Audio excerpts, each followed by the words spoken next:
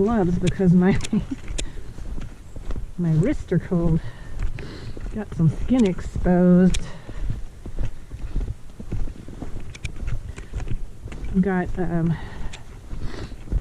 many layers on.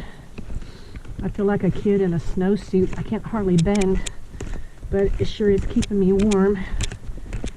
I'll probably get too hot though once I start walking, but that's okay.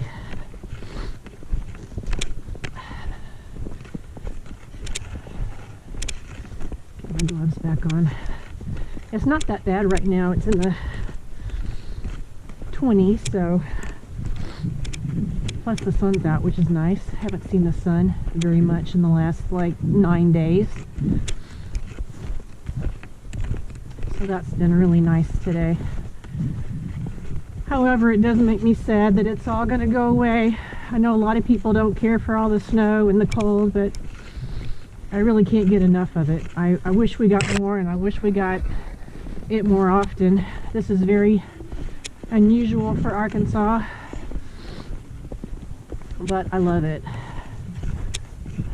We did get down to -9. That was our lowest, which is pretty cold.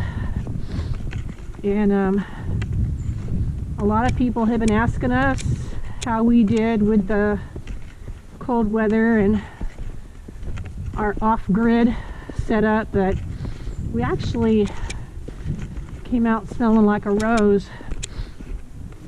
We of course, when the solar panels get covered with snow, we can't generate any power, but we have a generator that's plumbed to our 1,000-gallon propane tank. We've got an underground tank, and when the solar system is getting low, when it senses that the batteries are getting low, we have a battery bank. The generator automatically turns on and will charge up the battery bank, and it doesn't take that long depending on how low the batteries get, and then we're good to go for about another 20 hours. So pretty sweet setup that Keith came up with. I give him all the credit. And then we're still just heating with a wood stove. We've got some little propane heaters we could hook up if we want to, but we just really haven't needed to, and we really like using the wood stove. So with this extreme cold, we're burning a little more firewood because we're keeping the wood stove going all day long. So maybe 25 pieces a day, or you know, over a 24-hour period, instead of like normal is like 15, you know, pieces. Normally we won't keep it going all day long though. Normally in the morning we'll let it cool down and we'll clean up the glass window in the front and empty out the ashes, and then we don't start it up again until after supper time. But not with these temperatures. And the pipes were all good. Luckily, Keith, being from up north, he had done the plumbing for the house, and he knew how deep to go with the pipes and how to plumb everything, so we haven't had a problem with any sort of freezing. So once again, Keith is awesome.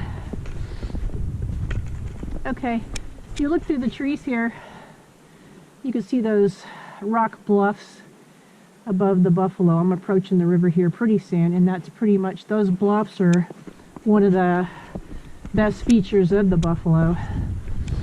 If you ever float it, you know what I'm talking about. They're just beautiful. Of course, right now they have a lot of snow on them, so that makes them really pretty.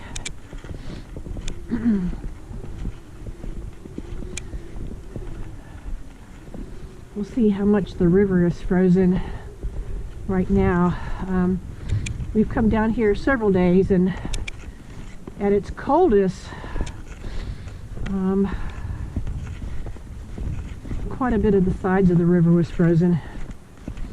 I imagine it's melted quite a bit with the sun coming out today. We'll see. Hopefully there's still some ice down here.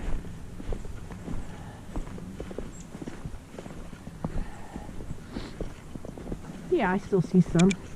It is melting though. Not going to be here much longer. See if I can kind of give you a nice panoramic view here.